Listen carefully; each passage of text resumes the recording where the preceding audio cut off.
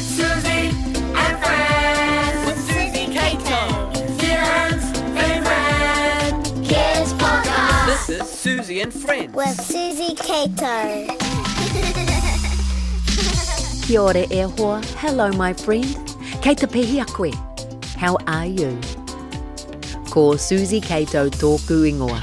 I'm Suzy Cato. Haere mai e hoa. Welcome, my friend. Kia ora. Ko Trevor tōku ingoa. I'm Trevor, and you've arrived just in time for Suzy and Friends. It's New Zealand's favourite podcast for kids of all ages, including the big kids. Made for you with the help of kids just like you right across Aotearoa, New Zealand. Kids like Arthur, who sent in something to tease your brain with. This week's brain teaser. Arthur loves the What's That Sound game too, and he has sent in some really good suggestions of sounds that we could play for you. But how about we focus on his brain teaser today, okay? Okay, are you ready? What has one eye but can't see? Ooh, can you think of anything that only has one eye? The only thing I can think of is a cyclops, a mythical one-eyed creature. But that can't be it. What has one eye but can't see? It looks like Suzy's a bit stumped. How about you? Can you guess what that is? What has one eye but can't see? The answer? It's a needle. Oh, Arthur, well done. Ka pai tō mahi. That was a great brain teaser. It really teased me. How about you? I wonder if we'll do any better with the competition with no prize this week. Let's find out.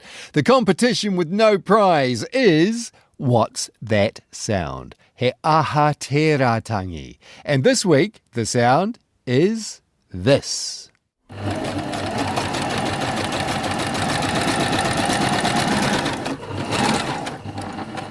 What's that sound? He aha te rātangi.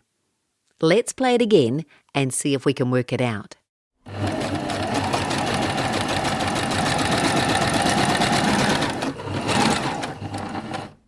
What do you think this week's sound could be? Have you got any idea? Well, don't worry if you haven't, because, if you can't guess it yet, that's fine. We'll play it again. A bit later in the show, we'll also give you a clue, just to be helpful. Yes, please. That would be very helpful, wouldn't it? Okay, we'll do that soon. We'll also hear a story from the Pacific from Alisa Fitisimanu. Cody will be in with Cool Te Kōrero. Curtis talks about fishing with his dad, and Florentina is a kid just like you, and she talks about a book she's just read and really enjoyed. Tiare, Ashley and Lars are too. They're kids just like you who love to tell jokes, and here they are. How do you catch a squirrel? Oh, I don't know. How do you catch a squirrel? Climb up the tree and pretend to be a nut. Hi, Ashley. You got a joke for me? Yeah. Off you go. So a woman walked onto the bus and the bus driver said, "That's the ugliest baby I've ever seen." So the woman walked back to the back of the bus and told the man sitting next to her, "The bus driver just insulted me." The man next to her said, "Go and tell him off. Go on, I'll hold your monkey for you." Knock, knock. Who's there? Beer. Bear who? Beer bum. This is Suzy and Friends with my friend and your friend, Suzy Cato. Great jokes, kid comedians, well done. Hey, if you've got a joke you'd like to share, you can email us, suzy@suzy.co.nz, or use the message box on our website. The website is suzy@suzy.co.nz. Danielle sent us a joke via email. It's a knock-knock joke. Are you ready? Knock, knock. Who's there? Interrupting cow. Interrupting Oh, it's an oldie but a goodie, Danielle, thank you. You just have to watch out for those interrupting cats. Quick, let's change the subject before Suzy goes... Moo! Fun facts. Fun facts. Fun facts. Okay, enough mooing for now. Instead, let's have some fun facts about monkeys. Fun fact 1. The first thing to remember is, although monkeys and apes like chimpanzees come from the primate family, monkeys are not apes, and apes are not monkeys. The main difference between the two is that almost all monkeys have tails, but apes, like chimpanzees and gorillas, have no tails at all. Fun fact 2. Most monkeys live in the tropical rainforests of Asia, Africa, and Central and South America, although some live in Africa. And they're very social creatures. They love hanging out in family groups. Fun fact 3. Monkeys can communicate with each other through the different noises that they make, and they can recognise each other's calls. Some monkeys' calls can be heard from several kilometres away. Wow, that's loud. And that's Fun Facts for today. Hey, Suzy. Yes, Trevor? Did you hear about the two monkeys hopping into the bath? Yeah, one turns to the other and says, "Ooh, ooh, ooh, ah, ah, ah." And the second monkey says, "Well, put some cold water in then." I've said, "Ooh, ooh, ah, ah," when the bath water's been too hot too. Maybe I can communicate with monkeys as well. Maybe we all can when the water's too hot. So Cody's on the way with this week's Cool Te Kōrero, and what else? Oh, Alisa has a story from the Pacific about young spider in the sky. But first, we have a cool kid just like you here to tell us all about a book they read recently. Hi, my name's Florentina, and today I'm reviewing Floating Down the River by Simon Stanley and illustrated by Emily Boswell. The book is about a family floating down a river in Aotearoa and exploring native wildlife, and it reminds me of a holiday that we went with lots of birds. My favourite character is the dog because it's really funny and he splashes in the water and splashes everyone. The illustrations are very cool because they're very detailed and colourful and bright. My favourite part is when they go on the tube and they start wobbling up and down. It makes me want to do it. A cool message in this book is that you can have lots of fun exploring outside. A special thing about this book is that it's got a song too, and it's fun to sing along with your whānau, and you can find it on YouTube if you search up Floating Down the River. I think kids would like this book because it's an adventure and you can feel like the kids that are in the story and that you're doing it. My name's Florentina, and this was my review of Floating Down the River by Simon Stanley and Emily Boswell. I hope you get to read this book. This is Suzy and Friends. With Suzy Cato. Nice work, Florentina. Floating Down the River by Simon Stanley is a great book and also a really good song as well. So Simon is a Kiwi singer-songwriter who lives in America now, and he wrote that about one of his favourite things to do when he was a kid, just like you, growing up in New Zealand. I've read that story in Suzy's Book Corner on my YouTube channel. It's story number 90 from memory. Story number 90. Well, that was a few stories ago, wasn't it? You've got, 250 stories now on Suzy's Book Corner. I know. I love reading books. How about you? When I was a kid like you, I would visit the library with my family every week. I don't go to the library as often now because the books I check out are much bigger and they take much longer to read. But I still love visiting the library. Oh, me too. I love our local library and I love the books as well. It's amazing. Hey, I think it might be time to listen to What's That Sound again. Do you need to hear it one more time to see if you can work it out? Here we go.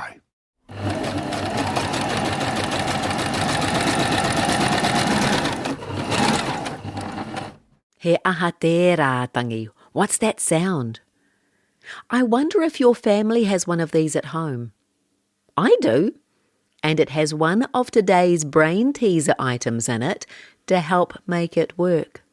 Whakarongo, let's listen again.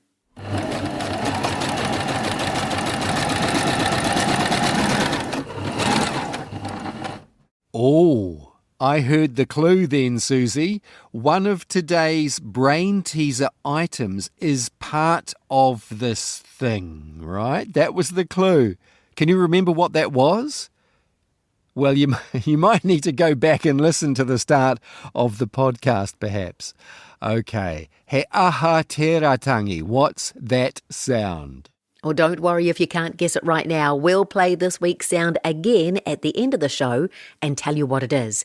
If you guess correctly, you can give yourself a round of applause. And if you can't guess it, you might be able to recognise that sound the next time you hear it. Good thinking. All right. Alisa's here with this week's story now, a story from the Pacific. It's from Nauru. The story is called Young Spider in the Sky.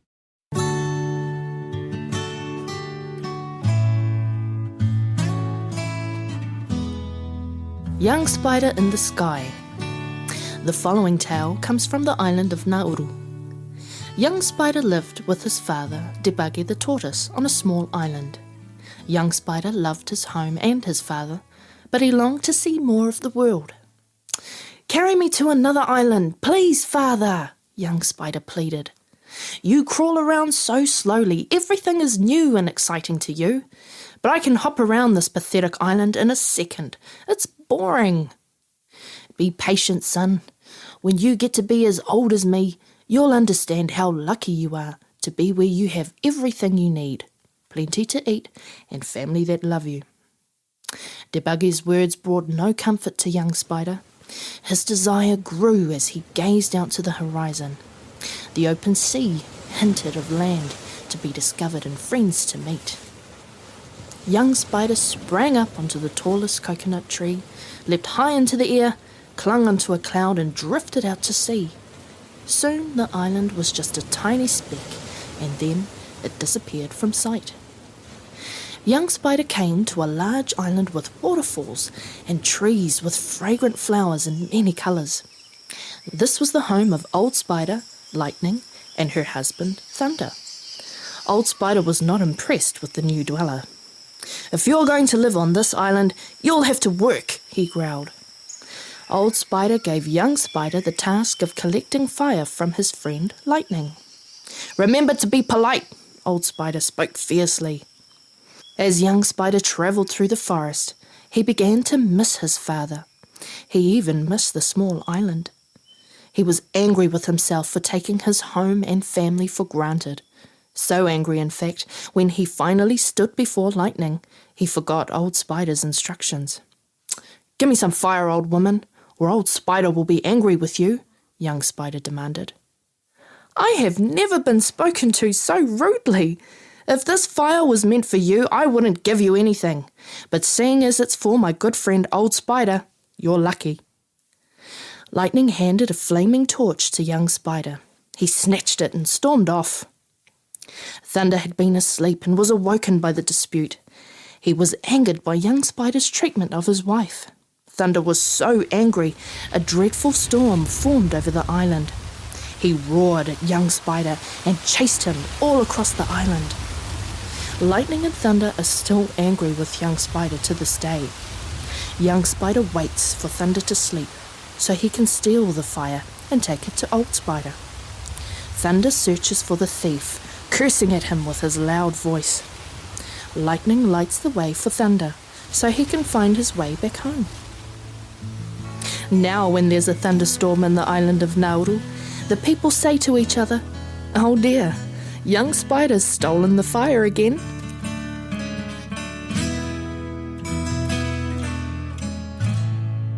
Young Spider in the Sky, another wonderful story from the Pacific told by Alisa Fitisimanu. And Alisa is back with another story next week. Now, he aha te wā. What's the time? It's time for Cool Te Kōrero with Cody from Kia Whanake, where we learn a new sentence in te reo Māori that we can use every day. All right? Okay. Kia ora, Cody. Kia ora, ko Cody tōku ingoa. Now, last week, we learned haere ki waho, go outside, in te reo Māori. Today, we're learning come inside, haere mai ki roto. To start off, we'll do the first two words, haere mai. Try saying it after me. Are you ready? Let's do it. Haere mai. Good. Now say the second bit after me. Ki roto. Awesome. Now let's put it all together. Listen to me first, and then you have a turn saying it. Haere mai ki roto. One more time. Haere mai ki roto. Well done. And that's Cool Te Kōrero for today. Keep using come inside, haere mai ki roto, and I'll have more Cool Te Kōrero next time on Suzy and Friends. Ka kite. Cody has lots of phrases in te reo Māori for you to learn and lots of songs to help you remember some of those words as well. You can find out more at kiawhanake.co.nz. Yes, whanake means to develop and grow. And Cody wants your Māori language skills to grow as his daughter's skills grow. So he made the resources for you and for her to learn at the same time. How cool is that? That is very cool. Also cool is Curtis's favourite thing to do when he was a kid, just like you. Let's find out what that was. Off you go, Curtis. When I was a kid, my favourite thing to do was go fishing with my dad. When he had time off work, my dad would pick me up early from school in his work van, already packed with the rods and bags of fishing clothes. Sometimes we would find a stream tucked away deep in the bush and try to catch slippery eels hiding under rocks. But if I was really lucky, Dad would drive us to the beach. The beach was always my favourite. I loved hearing the slow rhythm of the waves rolling onto the shore, smelling the salty sea air and feeling the sand beneath my toes. The rods my dad had bought were really tall, so my job was to keep the pesky seagulls away as he set up the lines and cast them over the waves and into the deep blue sea. To pass the time, my dad would tell me facts about fish and stories of the land. Then bang! My rod would start moving and I knew that something had to be on the line. I'd run over and start reeling in my hook until my shoulder is sore. My dad helps. And soon we'd pull in a massive haul of seaweed. It's fair to say we never caught a lot of fish, and despite the man down the beach pulling in about 5, Dad and I weren't bothered. It was our time to hang out together. And, who knows, maybe next time would be the time we catch the big one. That was Curtis Painter with his story, My Favourite Thing to Do When I Was a Kid, fishing with my dad. I wonder what your favourite thing to do with your dad is. Is it maybe fishing, like Curtis, or reading stories, or building with blocks or Lego, or maybe cooking? Or maybe it's using a machine just like this. Whakarongo. Let's listen to What's That Sound for this week one last time.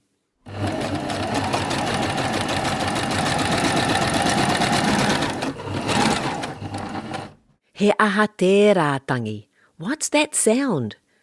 Remember, it has an item from this week's brain teaser in it to help it work. And the brain teaser was something that has an eye but cannot see. A needle. What machine has a needle in it? Oh, we use needles for sewing with, right? And this is a machine, so that makes today's What's That Sound a, you guessed it, did you? A sewing machine. Ka pai tō mahi, good work. Today's sound was a sewing machine.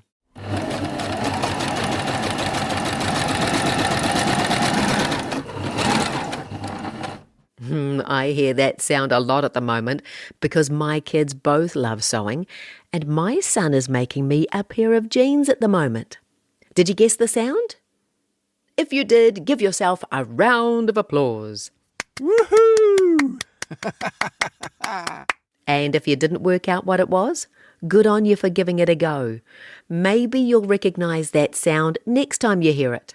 Well, it's time for us to pack up and head home now. Thank you to everyone who helped with the podcast today. Thanks to Arthur for the brain teaser and to Florentina for her book review of Floating Down the River by Simon Stanley. Kia ora Cody for this week's Cool to Kōrero and Alisa for Tisimanu for the story from the Pacific. Thanks Tiare, Ashley and Lars, this week's kid comedians, and to Danielle for sending in her joke. Hey, if you have a joke you'd like to share, you can email it to us, suzy@suzy.co.nz, or visit our website, suzy.co.nz, and you can message us from there. You'll find links to all the other cool things that we do on that website too. There's episodes of You and Me and Suzy's World. There's recipes and stories and, well, everything. A big thank you to our friends at New Zealand On Air and at RNZ. We love making Suzy and Friends in a podcast just for you. And our biggest thanks of all goes to you for joining us and for all the wonderful emails and messages you send in. We'll be back next week with a brand new episode of Suzy and Friends in a podcast. If you're enjoying the show, make sure you share us with all your friends so they can join in the fun as well. Okay, have a great week. Ka kite. Yes, have a wonderful week. Ka kite e hoa. Goodbye, my friend. This is Suzy and Friends with Suzy Cato.